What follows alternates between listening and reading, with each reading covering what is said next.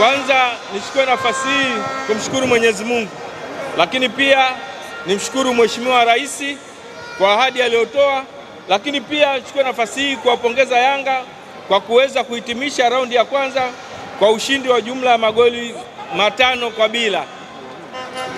Hii tunaendeleza swala ambalo mama ameahidi, na mimi uhakika wangu na imani kubwa kwamba raundi hii timu zote 4 zitakwenda kwenye raundi ya pili.